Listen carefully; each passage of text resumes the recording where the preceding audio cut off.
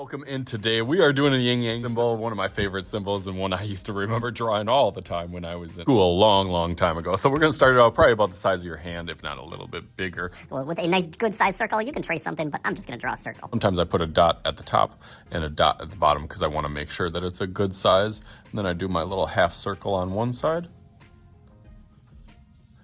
And then half circle. Sometimes I even flip it over because I'm right-handed, so it's easier to do my circles this way. Going over here. See how if I start to make it a little bit too thin, then I make it a little bit bigger. And that one's pretty good. Then I can go over that a little bit darker.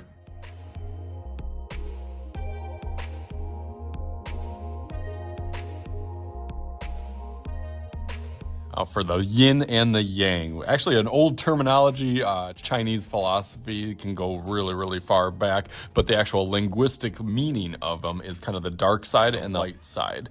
So good and bad, evil and good, sometimes it's kind of thrown in. Bring this line almost out and try to do like a backwards S on here, but I want to really make sure my symmetry is almost perfect. That it has the same size over here. It goes out about the same distance on each side, and this little bubble is about the same size as this little bubble. When I think I got that, and I'm pretty comfortable with that snake slithering kind of back and forth shape like an S, then I can make it a little bit darker.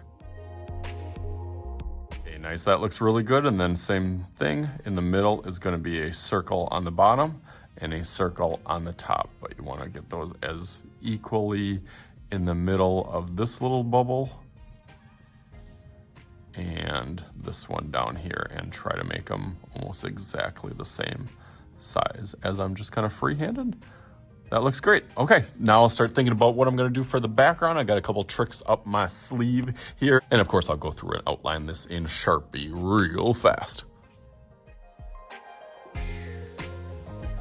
Okay, that looks a little nicer now that I outlined it in Sharpie. I still got some edges that I want to clean up. I'm trying to think about how I want to do the black side of it, if I want to use my Expo markers, but I'm thinking just for a big area, markers is kind of a struggle. I like markers for outlining, jumbo crayons to kind of fill in a bigger area. It makes it look a little bit nicer. As I do that, I can always clean up some of these little imperfections and make it look a little bit nicer and finished. So let's go through that real quick.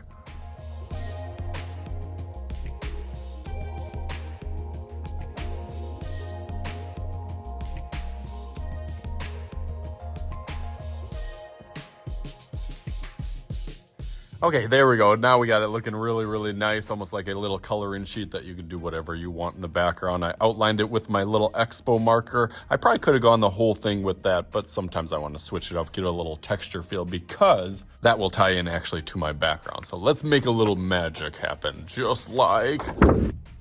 All right, there it is. I did all sorts of different pastels and my tempera cake paints for the background to fill it in. Get a little bit of a warm and cool color theme. The cool thing about oil pastels and watercolors, you can do the pastels first. See, I was kind of doing the different designs, patterns, different types of lines. You can do shapes. Anything that you want in the background, but then when you do them with pastels, you can just paint right over the top of them. And they kind of go away from each other, like you stick a magnet, the same side of a magnet together, they kind of pull apart. That is what it is for the background. So there's a whole bunch of different things that you can do. Did this for the background, you do whatever you want. So as always, I am Mr. Shooty. This is Mr. Shooty's Art Channel. We'll talk to you guys later.